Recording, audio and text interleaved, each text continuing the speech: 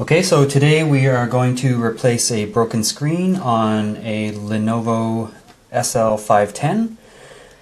So we're going to start by flipping the machine over. It's unplugged, and we're going to just remove the battery by sliding the switch over, and you can see there that there's a little slider. It comes right out, and then once we've got the battery out, we'll open it back up. We're going to, the only tool you're really going to need is a number 1 Phillips screwdriver, the little star cross screwdriver. But you may want to have another little flat screwdriver in order to get these little rubber covers off. So if we can just zoom in here, essentially these are just glued on, and you can pick them off with your fingernails. That's the second time I've done this today, so they're coming off a little bit easier than they did before, but pretty straightforward. They're just covering the screw holes that we're going to take those screws out in order to get this piece of plastic off of the front of the screen.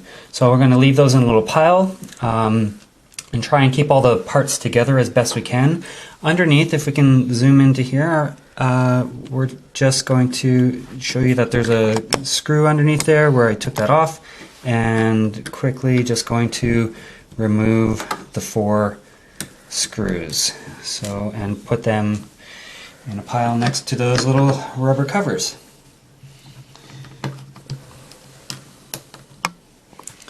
And then we'll know those screws go where the rubber covers go back.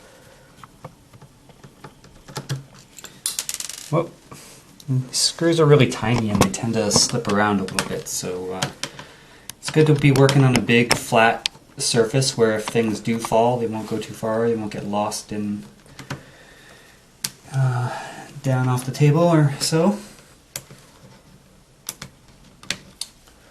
And there it comes. Okay, so that's the 4 screws. The next part is to remove the plastic bevel, and if you just start pretty much anywhere, you just gotta kind of pull a little bit. This is the kind of trickiest part of the whole operation, and you just gotta force it a little bit. Depends if you're working on this 510, it may be a little bit trickier than some of the other ones. But it's not too difficult. You just kind of pull from the inside, pull from the outside, wherever it kind of gives. You hear it just snap out of the constraints.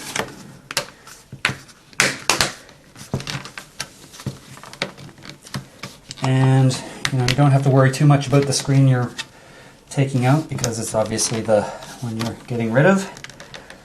And then you got to kind of pull from the outside, pull from the inside until the whole thing comes off. And again, this is the trickiest part of this whole operation.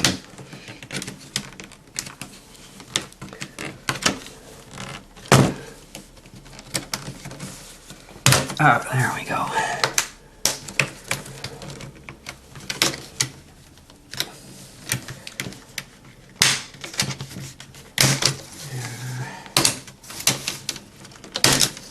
Okay, so that's the worst of it done.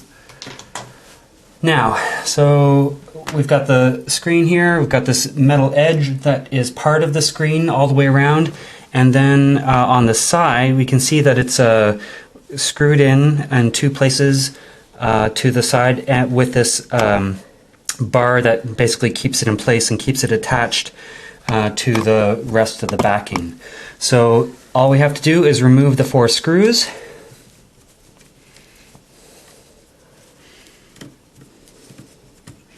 Two on either side. I'm going to do the top ones first.